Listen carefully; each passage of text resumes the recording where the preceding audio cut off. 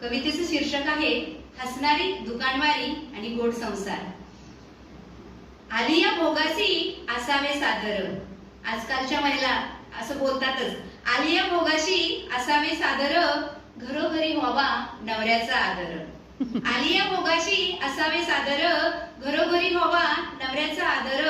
मला बाई शॉपिंगची हाऊस मुलकाची भारी, मला बाई शॉपिंगची हाऊस मुलकाची भारी। नवरा म्हणाला घे बाई, करावी लागणारच आहे दुकानाची वारी।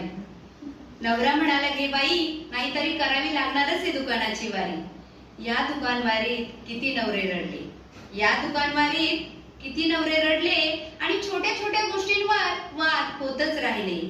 नवऱ्याचा चेहरा मात्र शांतच राहिला, नवऱ्याचा चेहरा मात्र शांतच राहिला।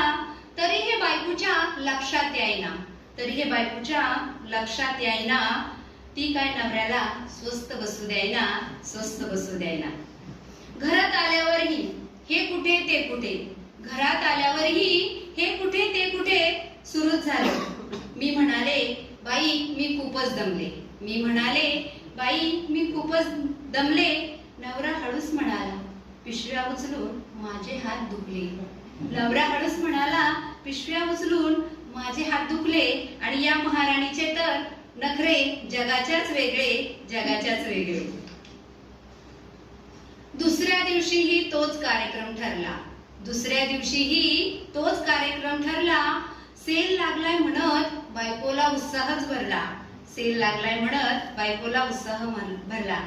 नवरा म्हणे देवा आज तरी सुटका दे, नवरा म्हणे देवा आज तरी सुटका दे।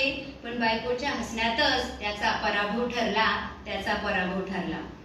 नवरा बोलता बोलता मध्येच थांबला, नवरा बोलता बोलता मध्येच थांबला। आणि घरातला मुलगा म्हणजे छोटा मुलगा बरं का, पुढे नवरा बोलता बोलता मध्येच थांबला। मुलगा हसत पुढे म्हणाला आगीच्या घराला कशाला जाग करता बाबा, आगीच्या घराला कशाला जाग करता, व आपल्याच घरावर तुळशी पात्र कशाला ठेवता, तुळशी पात्र कशाला ठेवता।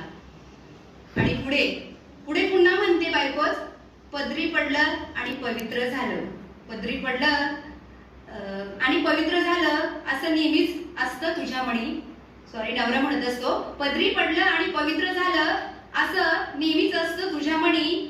पण सांग ना ग, पण सांग ना ग या दगडाशिवाय विचारत का ग तुला कुणी, विचारत का ग तुला कुणी। आता हे सर्व झालं, आता पुढे खूप झाले वाद, खूप झाले रुसवे फुगवे, खूप झाले वाद, खूप झाले रुसवे फुगवे। तरीही प्रेमाचे धागे घट्टच राहिले, तरीही प्रेमाचे धागे घट्टच राहिले। दुकानवारीत नवरा दमला जरी, दुकानवारीत नवरा दमला जरी, बायकोच्या आनंदातच त्याला सुख भारी वाटले, सुख भारी वाटले।